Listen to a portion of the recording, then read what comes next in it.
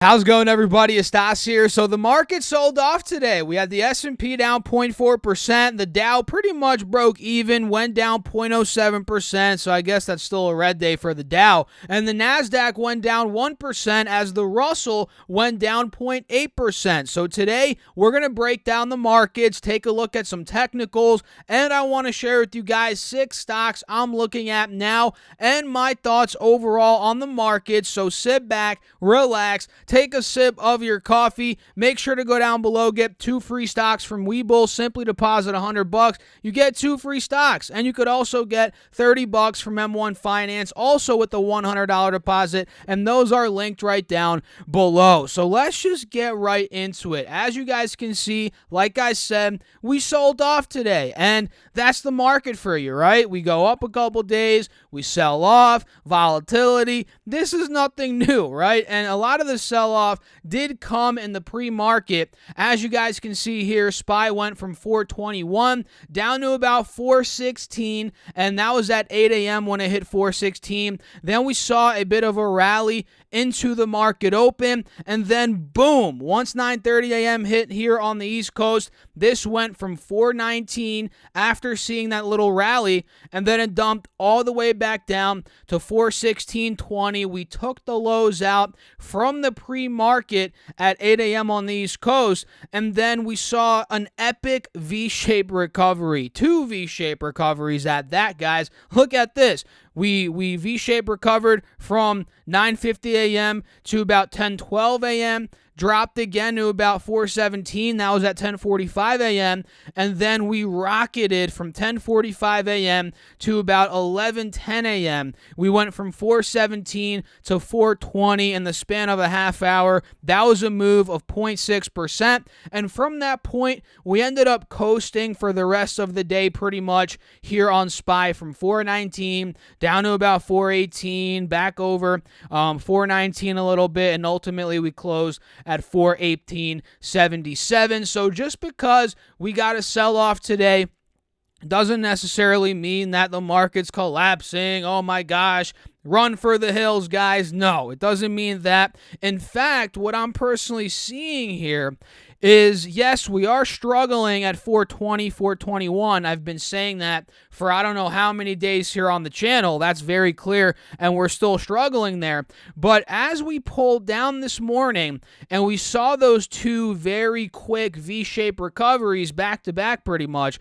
we actually held a higher low at 417. We confirmed that as well, and you can see the previous low was at about 408, 406, 402. So that's a very good sign in my personal opinion. Now, we need to see if we end up continuing this rally that we saw in the beginning of the day with those 2 V-shaped recoveries and then the cooling off for the rest of the day. Do we end up snapping higher? Do we end up breaking 421, filling the gap to 423? That would really confirm the higher low uptrend continuation here, especially, like I said, if we ended up breaking out of 421 to 423, maybe even higher from that point. So we have to watch SPY at these levels. And I mean, looking at this overall, I guess you can say this is an ascending triangle. We have resistance, 423. We're uptrending into that resistance, squeezing deeper and deeper into the ascending triangle. So ultimately, we squeeze up, but we haven't done that yet, and that is what I'm personally waiting for here. And pulling up QQQ, let's see what's going on there. Okay, this one's interesting. Not necessarily. This is not necessarily an ascending triangle. It's I guess you could argue that. I mean, we have a wedge on the 4-hour chart. Let me show you that. We have this wedge going on here. Lower lows, or actually lower highs rather. Lower highs are being made, but we're also making higher lows. So ever since the middle of April up until now, so almost 2 months, we've gotten ourselves in this wedge. But if you also pull up the hourly chart, let's say we get rid of the wedge. Let me clear the drawing set. We also have an ascending triangle here on QQQ in the past about 2 weeks, so or more like 3 weeks. We can see clear resistance at 335, like I've been saying, but we're uptrending into that resistance ever since the middle of May. So we have a wedge in the past almost 2 months, but in the past 3 weeks, we're in an ascending triangle. So we have two patterns here, right? Two patterns pretty much in one on QQQ. So I'm thinking if we end up squeezing out of 335, 336, and we pull back to the 4-hour chart here, at that point, the wedge, remember that wedge I just had? Let me redraw it. The wedge would be breaking out and the ascending triangle would be playing out, which is kind of like a double whammy breakout right there. And I just made that term up. Maybe we have to coin that on Investopedia, guys. Double whammy breakout. Maybe that happens and we end up taking out 340, 345 all-time highs. I think that could be next, but we have to wait for the breakout. And who knows? Maybe we don't break out. Maybe we end up, if we fail under, let's say, 329, 328, we might go down and test the lows from a couple weeks ago at about 316, 317. Don't be surprised if QQQ does that. And for SPY, let's say we ended up breaking under, let's say 415. 410, maybe we go down, test low 400s where we were in the middle towards the end of May. I mean, this stuff is possible, guys. Nobody knows what's going to happen, so we have to be prepared for all of the situations that could happen. That's the truth of the matter. And overall, silver was up 0.2%. Precious metals were okay. I mean, gold sold off a bit. It's at 1870 now. It was over 1900 an ounce a couple days ago. VIX was up 3%, as you'd expect. We had volatility today. We had some fear in the markets, and you guys can see all my stocks, literally, well, not all of them, most of my stocks, other than 3 on my watch list at least, were red. Literally all of them, other than Colgate, Arrival, and Exxon, all of them were red. Let me know in the comments what stocks you guys are looking at. Were a lot of your stocks red today? Were you green in some stocks? I'd love to know. Let me know down below. And if you guys are enjoying the video so far, did you do it yet? You know what I'm going to ask you to do. Hit the like button. Come on, hit that like button. And let's talk about 2 stocks here that are battling. They're going head to head. And one, it's not arguable. It does have more growth. One of them has more growth, right? But the other one, it's more of a legacy player. And the truth is, they're starting to gain some steam with one of their products that's coming out, which I'm sure you guys know. And do you have any guesses of what 2 companies I'm talking about? Let me know. I'm going to tell you in a second, so I'll give you a second to comment. We'll start doing a little countdown. 3, 2, 1. Okay, I'm going to tell you now. It's Tesla and Ford, guys. And I want to talk about this poll here. I'm sure some of you all saw it, but there was a poll amongst 28,000 people. A lot of people were in this poll, and I'll go over that in a second. But first, Tesla, man, today was a bloodbath on Tesla. Down 5%, down $32. We're trading a little bit above $570 per share right now. And a lot of bad news came out today. We had some recalls on the Model 3, some seatbelt issues, something else too. I forget really what it was, but some seatbelt issues, recalls on the Model 3. And we got news that Tesla's monthly net orders in China dropped pretty much in half to about 9,800 in May for more than 18,000 in April. So remember the double whammy breakout we talked about earlier in the video, that little BS term I made up on the fly? Well, Tesla got double whammy to the downside today. We got bad news with the recalls, and we got bad news out of China, which, I don't think this is going to be long lasting. This very well could be temporary, but it's hitting the stock right now. That's all we know, because again, it's down 5.3%. And technically speaking, Tesla is in a textbook descending triangle. Remember we talked about ascending triangle with SPY? Well, Tesla is the exact opposite, right? We're making lower highs, and we've been holding roughly 550 as support ever since the beginning of March. And how would a descending triangle play out? Well, you guessed it. It would break 555, 560. We take out the lows, and we probably go a bit lower. And the question is, how low do we go?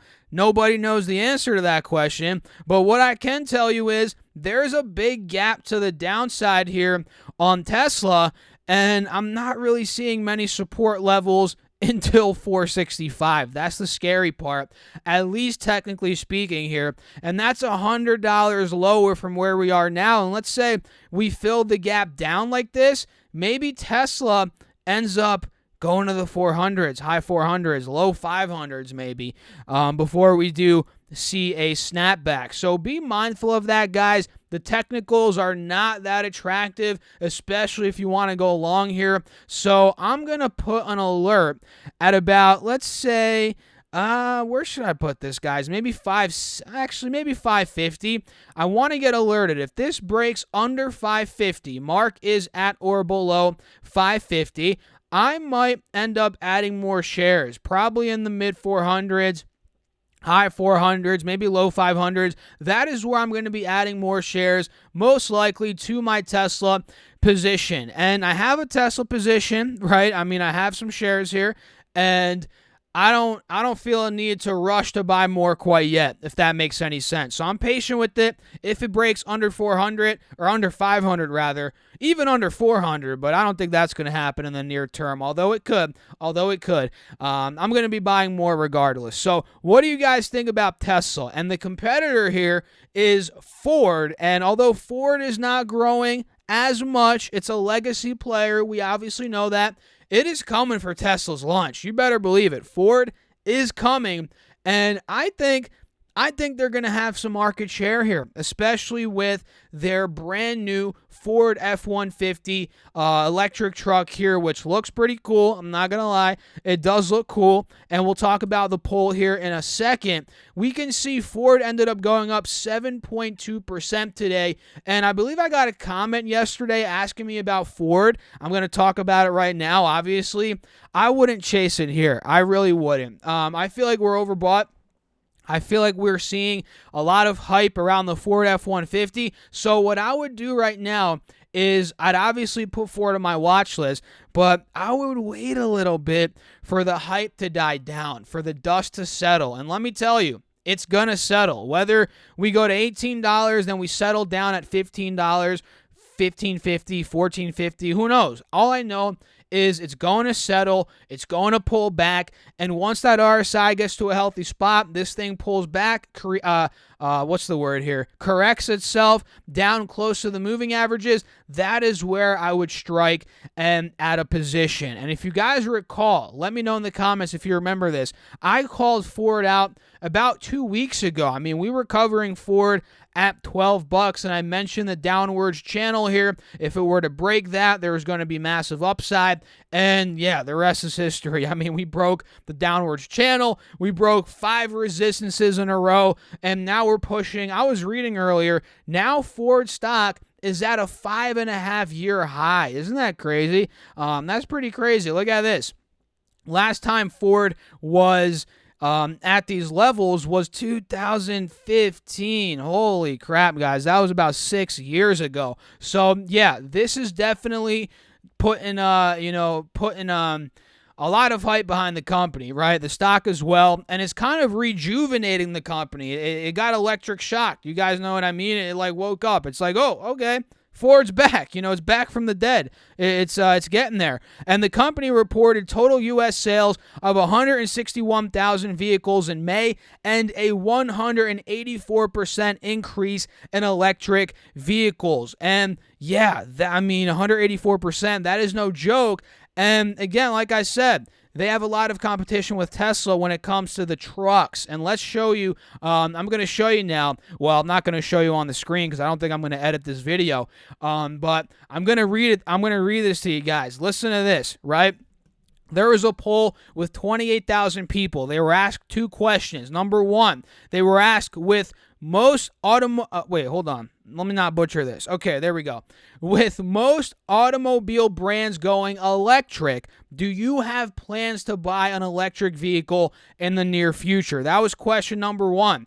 And there was 4 answers. Number 1 was yes, mostly a pickup truck, which was 25%. That got 25% of the vote. yes, but not a pickup truck. That got 23% of the vote. 31% said no. They're not even willing to buy an electric vehicle. And 21% said they're not sure. So not sure and no got about half the vote. And 25% of the vote said, yes, I'd buy an electric pickup truck. 23% said, yes, but not a pickup truck. So that's kind of a mixed bag of answers there. They're pretty much all divided equally. And the more interesting question was the second question, right? Here it is. If you plan to buy an electric pickup truck soon, then which among the following would you be most interested in? And I know you guys don't see the screenshot here, but let me show you, or let me tell you rather, what the options are. There's 6 options. Number 1 is Ford F-150 Lightning, which is the new one. Number 2 is Tesla Cybertruck. Number 3 is Chevy Silverado. Number 4 is GMC Hummer. And then we have Rivian, Lordstown Endurance, Bollinger Motors, which I don't even know what that is. And then we have Atlas XT. And let me just get this out. Guys, Rivian got 5% of the vote, so pretty much nothing, 5%. Lordstown got 4% of the vote. Bollinger got 3%, or Bollinger, I don't even know. They got 3%, and then Atlas got 4%. So the bottom 4 by a long shot were Rivian, Lordstown, Atlas, and Bollinger. And then we had GMC Hummer. They came in at 12% of what they'd be most interested in, right? 12% of the vote. Chevy Silverado, and get this, the top 3 very close were Chevy Silverado coming in at 23%, Tesla Cybertruck at 24%, and then we had the Ford F-150 Lightning at 25%. So those 3 are neck and neck, guys. They're going at it. The F-150 Lightning, Tesla Cybertruck, and Chevy Silverado. Those are going to be the top 3. Those are going to be the top 3, at least as of now when it comes to this 28,000 person poll, which is very interesting in my opinion. Now, I want to know your guys' answers, right? If you have these options, whether it's the Ford Lightning, Tesla Cybertruck, Chevy Silverado, GMC, Bollinger, Rivian, Lordstown, Atlas, what are you going to buy? Comment down below. If you just had $100,000 cash right now in your house, right in front of you, and you had to buy one of these trucks, which one would you buy? And I got to give you my answer. I mean, come on. I'm not going to ask you what your answer is, and I'm not going to give you mine. I would, no doubt about it, you guys know what I'm going to say. Come on. I would buy the Tesla Cybertruck. No doubt about it. Hands down. No question, right? I want that vehicle, the truck that stands out. It's different. It's new. And that is what the Tesla Cybertruck is. Not knocking the other ones, but that is just my personal opinion. The Cybertruck is one bad ASS, you guys know what I'm going to say, vehicle. It's pretty sick looking, right? So what are your thoughts? Drop a comment down below. Those are my thoughts on Tesla and Ford. DocuSign is another one that is quite interesting right now. They just reported earnings. EPS came in at 44 cents versus 28 cents. That beat. Good looks there on the profits. Wow, they pulled a profit. Awesome, right? Revenue came in at $469.1 million versus $437.81 million. So they beat EPS and they beat revenue. And from what I was reading, they raised sales guidance for full year 2022 and for the next quarter, I believe. Let me double check that. I don't want to give you guys false information. Yeah, they do. Yep. Next quarter, they see higher sales and for full year 2022, which is good news. Now, technically speaking, I have an alert at 210. We're not at 210 yet. We're at, oh my gosh. Excuse me, guys.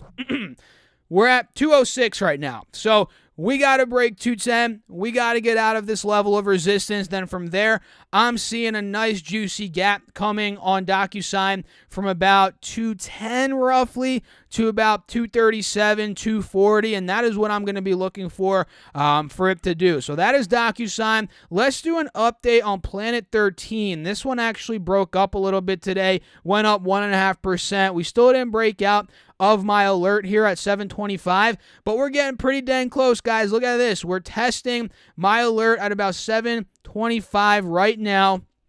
Actually, no, that's not right now. That was pre-market. We got this little one-off green candle, then we dumped, and we closed at about 680. So I want to see Planet 13 break out. If so, I think this is going to be a pretty nice trade. Would I necessarily buy it here at these prices as a long-term investment? No, but again, as a trade, if we break 720, I'm going to be going into this one. And ChargePoint, CHPT, shout out to us ChargePoint holders. We've been through a lot these past couple of months. I mean, gosh, the volatility on this has been ridiculous. From $20, $30, back to 20, back to 35, to 20 again.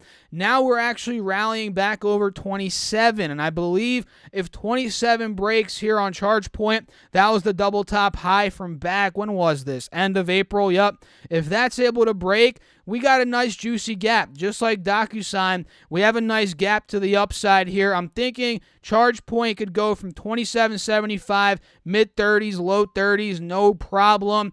And that could happen quickly. We don't know. I mean, this could happen in a day or two. That's the type of stock ChargePoint is. It's a 15% window, so watch out for that. CHPT is the ticker. And let's do one boring stock here for you all. Colgate-Palmolive, ticker symbol CL. This one, as you guys can see, is a boring stock, but it's quite interesting, and we're not going to have crazy volume, crazy spikes in this, but it does follow trends quite nicely.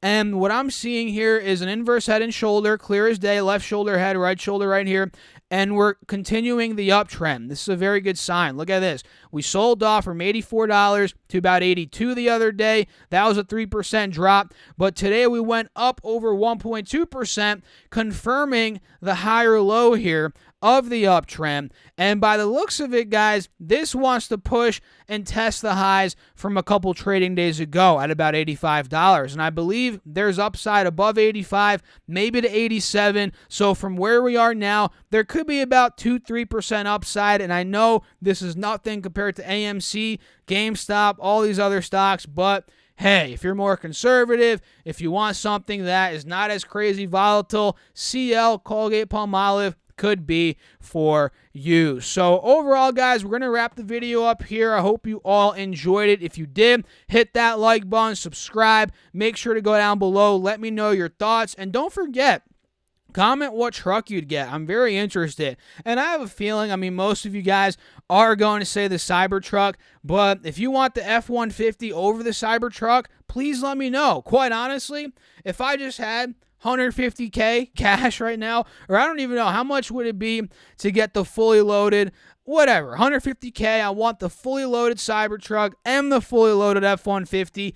I would get both, guys. I mean, I would get both, but come on, I'm not at that baller status yet. Maybe one day I'll get both of them. But we'll see. And I'd love to know, again, your thoughts. Make sure to also check out my Patreon if you want my real-time buys, sells, call-outs, whether it's options, trades I'm making, long-term investments, all of that's on Patreon. And I'm also doing a morning update video for my top-tier patrons every day. And you guys have more access to me. That's on Patreon, link down below. Or you guys can go to StockSurfest.com/Patreon. That's StockSurfest.com/Patreon. Make sure to also get 2 stocks from Webull and $30 from M1. Simply deposit $100 into both of those brokerages, and you get those 2 free stocks and the $30 free. All of those are linked down below. I'll catch you all later on. Thanks for tuning in again. As always, keep crushing the market. Stay safe out there, guys. Peace out.